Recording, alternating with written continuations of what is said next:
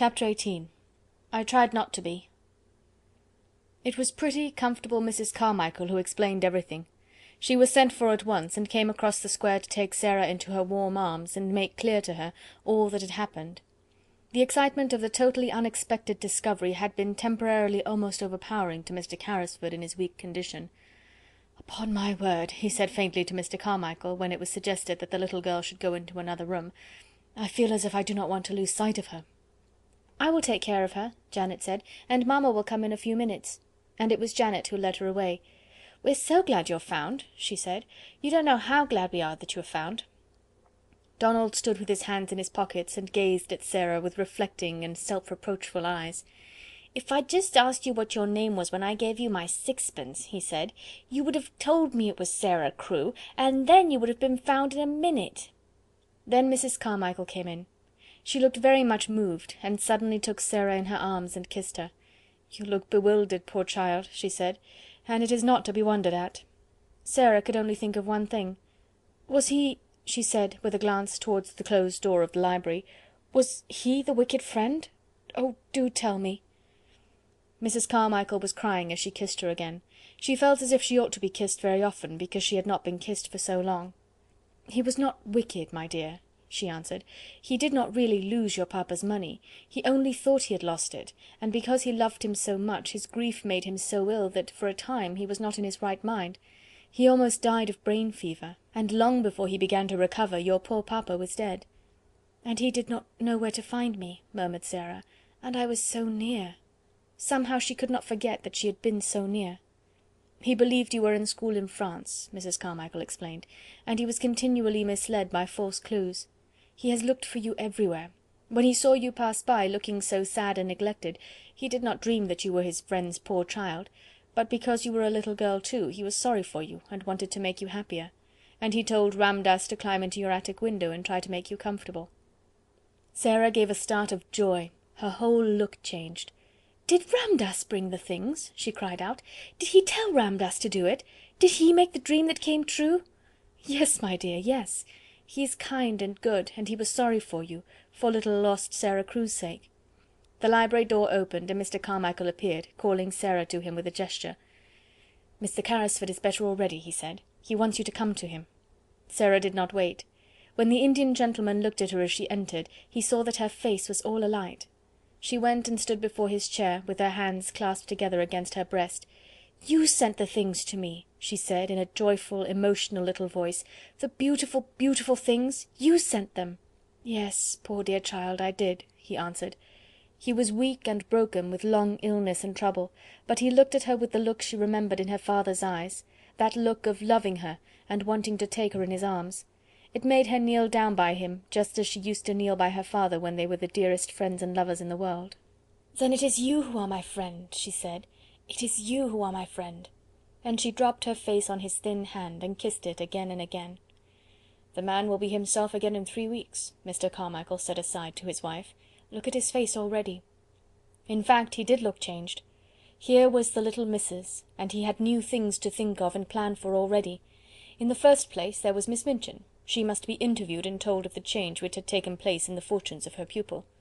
Sara was not to return to the seminary at all. The Indian gentleman was very determined upon that point. She must remain where she was, and Mr. Carmichael should go and see Miss Minchin himself. "I am glad I need not go back," said Sara. "She will be very angry. She does not like me, though perhaps it is my fault, because I do not like her." But oddly enough, Miss Minchin made it unnecessary for Mr. Carmichael to go to her, by actually coming in search of her pupil herself. She had wanted Sara for something, and on inquiry had heard an astonishing thing. One of the housemaids had seen her steal out of the area with something hidden under her cloak, and had also seen her go up the steps of the house next door and enter the house. "What does she mean?" cried Miss Minchin to Miss Amelia. "I don't know, I'm sure, sister," answered Miss Amelia, "unless she has made friends with him because he has lived in India." "It would be just like her to thrust herself upon him, and try to gain his sympathies in some such impertinent fashion," said Miss Minchin. "She must have been in the house for 2 hours. I will not allow such presumption. I shall go and inquire into the matter, and apologize for her intrusion." Sara was sitting on a footstool close to Mr. Carrisford's knee, and listening to some of the many things he felt it necessary to try to explain to her, when Ramdass announced the visitor's arrival. Sara rose involuntarily and became rather pale, but Mr. Carrisford saw that she stood quietly, and showed none of the ordinary signs of child terror. Miss Minchin entered the room with a sternly dignified manner. She was correctly and well dressed, and rigidly polite. "I am sorry to disturb Mr. Carrisford," she said, "but I have explanations to make. I am Miss Minchin, the proprietress of the young ladies' seminary next door." The Indian gentleman looked at her for a moment in silent scrutiny. He was a man who had naturally a rather hot temper, and he did not wish it to get too much the better of him. "So you are Miss Minchin," he said. "I am, sir." "In that case," the Indian gentleman replied, "you have arrived at the right time. My solicitor, Mr. Carmichael, was just on the point of going to see you." Mr. Carmichael bowed slightly, and Miss Minchin looked from him to Mr. Carrisford in amazement. "Your solicitor?" she said. "I do not understand. I have come here as a matter of duty. I have just discovered that you have been intruded upon by the forwardness of one of my pupils, a charity pupil. I came to explain that she intruded without my knowledge." She turned upon Sara. "Go home at once," she commanded indignantly. "You shall be severely punished. Go home at once." The Indian gentleman drew Sara to his side and patted her hand. "She is not going."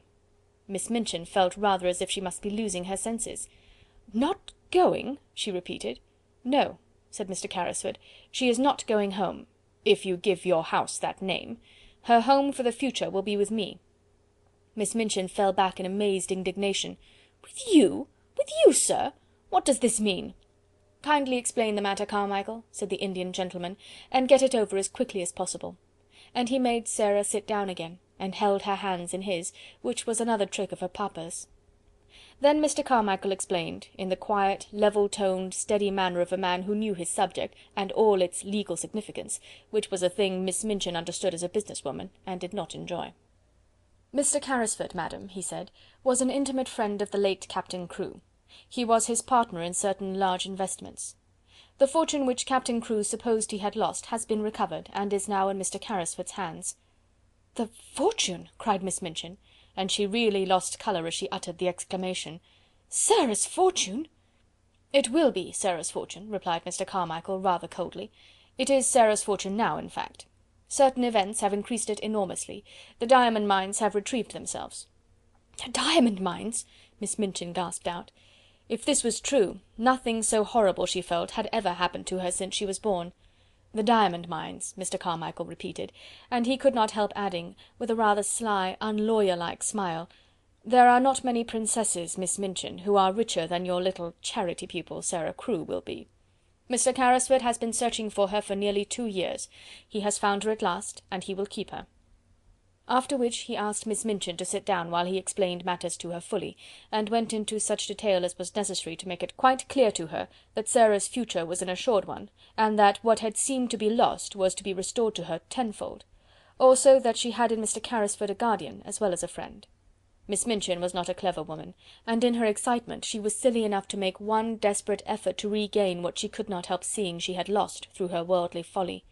"He found her under my care," she protested. "I have done everything for her. But for me she should have starved in the streets." Here the Indian gentleman lost his temper. "As to starving in the streets," he said, "she might have starved more comfortably there than in your attic." "Captain Crewe left her in my charge," Miss Minchin argued. "She must return to it until she is of age. She can be a parlour boarder again. She must finish her education. The law will interfere in my behalf." "Come, come, Miss Minchin," Mr. Carmichael interposed, "the law will do nothing of the sort. If Sarah herself wishes to return to you, I dare say Mr. Carrisford might not refuse to allow it, but that rests with Sarah." "Then," said Miss Minchin, "I appeal to Sarah. I have not spoiled you, perhaps," she said awkwardly to the little girl, "but you know that your papa was pleased with your progress, and I have always been fond of you." Sarah's green-grey eyes fixed themselves on her with the quiet, clear look Miss Minchin particularly disliked. "Have you, Miss Minchin?" she said. "I did not know that." Miss Minchin reddened and drew herself up. "You ought to have known it," said she, "but children, unfortunately, never know what is best for them. Amelia and I always said you were the cleverest child in the school. Will you not do your duty to your poor papa and come home with me?" Sarah took a step toward her and stood still. She was thinking of the day when she had been told that she belonged to nobody, and was in danger of being turned into the street. She was thinking of the cold, hungry hours she had spent alone with Emily and Melchisedec in the attic. She looked Miss Minchin steadily in the face. "You know why I will not go home with you, Miss Minchin," she said. "You know quite well." A hot flush showed itself on Miss Minchin's hard, angry face. "You will never see your companions again," she began. "I will see that Ermengarde and Lottie are kept away—" Mr. Carmichael stopped her with polite firmness. "Excuse me," he said, "she will see anyone she wishes to see. The parents of Miss Crewe's fellow pupils are not likely to refuse her invitations to visit her at her guardian's house. Mr. Carrisford will attend to that." It must be confessed that even Miss Minchin flinched. This was worse than the eccentric bachelor uncle who might have a peppery temper and be easily offended at the treatment of his niece. A woman of sordid mind could easily believe that most people would not refuse to allow their children to remain friends with a little heiress of diamond mines. And if Mr. Carrisford chose to tell certain of her patrons how unhappy Sara Crewe had been made, many unpleasant things might happen. "You have not undertaken an easy charge," she said to the Indian gentleman as she turned to leave the room. "You will discover that very soon. The child is neither truthful nor grateful. I suppose," to Sara, "that you feel now that you are a princess again." Sara looked down and flushed a little, because she thought her pet fancy might not be easy for strangers, even nice ones, to understand at first. "I tried not to be anything else," she answered in a low voice. "Even when I was coldest and hungriest, I tried not to be." "Now it will not be necessary to try," said Miss Minchin acidly, as Ram Dass salaamed her out of the room. She returned home, and going to her sitting room, sent at once for Miss Amelia. She sat closeted with her all the rest of the afternoon, and it must be admitted that poor Miss Amelia passed through more than one bad quarter of an hour. She shed a good many tears and mopped her eyes a good deal. One of her unfortunate remarks almost caused her sister to snap her head entirely off, but it resulted in an unusual manner. "I am not as clever as you, sister," she said, "and I am always afraid to say things to you for fear of making you angry. Perhaps if I were not so timid it would be better for the school and for both of us. I must say I've often thought it would have been better if you had been less severe on Sara Crewe, and had seen that she was decently dressed and more comfortable. I know she was worked too hard for a child of her age, and I know she was only half fed—" "How dare you say such a thing!" exclaimed Miss Minchin. "I don't know how I dare," Miss Amelia answered with a kind of reckless courage, "but now I've begun I may as well finish, whatever happens to me. The child was a clever child and a good child, and she would have paid you for any kindness you had shown her, but you didn't show her any. The fact was, she was too clever for you, and you always disliked her for that reason. She used to see through us both." "Amelia!" gasped her infuriated elder, looking as if she would box her ears and knock her cap off, as she had often done to Becky. But Miss Amelia's disappointment had made her hysterical enough not to care what occurred next. "She did, she did!" she cried. "She saw through us both. She saw that you were a hard-hearted, worldly woman, and that I was a weak fool, and that we were both of us vulgar and mean enough to grovel on our knees for her money, and behave ill to her because it was taken from her, though she behaved herself like a little princess even when she was a beggar. She did, like a little princess!" And her hysterics got the better of the poor woman, and she began to laugh and cry both at once, and rock herself backward and forward. "And now you've lost her," she cried wildly, "and some other school will get her and her money, and if she were like any other child, she'd tell how she'd been treated, and all our pupils would be taken away, and we should be ruined. And it serves us right, but it serves you right more than it does me, for you are a hard woman, Maria Minchin. You are a hard, selfish, worldly woman." And she was in danger of making so much noise with her hysterical chokes and gurgles, that her sister was obliged to go to her and apply salts and sal volatile to quiet her, instead of pouring forth her indignation at her audacity. And from that time forward, it may be mentioned, the elder Miss Minchin actually began to stand a little in awe of a sister who, while she looked so foolish, was evidently not quite so foolish as she looked, and might consequently break out and speak truths people did not want to hear. That evening, when the pupils were gathered together before the fire in the schoolroom, as was their custom before going to bed, Ermengarde came in with a letter in her hand, and a queer expression on her round face. It was queer because, while it was an expression of delighted excitement, it was combined with such amazement as seemed to belong to a kind of shock just received. "What is the matter?" cried 2 or 3 voices at once. "Is it anything to do with the row that has been going on?" said Lavinia eagerly. "There has been such a row in Miss Minchin's room. Miss Amelia has had something like hysterics and has had to go to bed." Ermengarde answered them slowly, as if she were half stunned. "I've just had this letter from Sara," she said, holding it out to let them see what a long letter it was. "From Sara?" Every voice joined in that exclamation. "Where is she?" almost shrieked Jessie. "Next door," said Ermengarde, "with the Indian gentleman." "Where? Where? Has she been sent away? Does Miss Minchin know? Was the row about that? Why did she write? Tell us, tell us!" There was a perfect babel, and Lottie began to cry plaintively. Ermengarde answered them slowly, as if she were half plunged out into what, at the moment, seemed the most important and self-explaining thing. "There were diamond mines," she said stoutly, "there were." Open mouths and opened eyes confronted her. "They were real," she hurried on. "It was all a mistake about them. Something happened for a time, and Mr. Carrisford thought they were ruined." "Who is Mr. Carrisford?" shouted Jessie. "The Indian gentleman. And Captain Crewe thought so too, and he died, and Mr. Carrisford had brain fever and ran away, and he almost died, and he did not know where Sarah was, and it turned out that there were millions and millions of diamonds in the mines, and half of them belonged to Sarah, and they belonged to her when she was living in the attic with no one but Melchisedec for a friend, and the cook ordering her about, and Mr. Carrisford found her this afternoon, and he has got her in his house, and she will never come back, and she will be more a princess than she ever was, 150,000 times more, and I am going to see her to-morrow afternoon. There!" Even Miss Minchin herself could scarcely have controlled the uproar after this, and though she heard the noise, she did not try. She was not in the mood to face anything more than she was facing in her room, while Miss Amelia was weeping in bed. She knew that the news had penetrated the walls in some mysterious manner, and that every servant and every child would go to bed talking about it. So until almost midnight the entire seminary, realizing somehow that all rules were laid aside, crowded round Ermengarde in the schoolroom, and heard, read and re-read the letter containing a story which was quite as wonderful as any Sarah herself had ever invented, and which had the amazing charm of having happened to Sarah herself, and the mystic Indian gentleman in the very next house. Becky, who had heard it also, managed to creep upstairs earlier than usual. She wanted to get away from people, and go and look at the little magic room once more. She did not know what would happen to it. It was not likely that it would be left to Miss Minchin. It would be taken away, and the attic would be bare and empty again. Glad as she was for Sarah's sake, she went up the last flight of stairs with a lump in her throat and tears blurring her sight.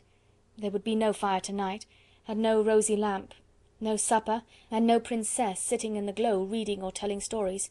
No princess. She choked down a sob as she pushed the attic door open, and then she broke into a low cry. The lamp was flushing the room, the fire was blazing, the supper was waiting, and Ram Das was standing smiling into her startled face. "Missy Sahib remembered," he said. "She told the Sahib all. She wished you to know the good fortune which has befallen her. Behold a letter on the tray. She has written. She did not wish that you should go to sleep unhappy.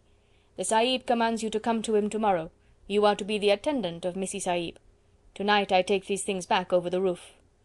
And having said this with a beaming face, he made a little salaam and slipped through the skylight with an agile silentness of movement which showed Becky how easily he had done it before. End of chapter 18.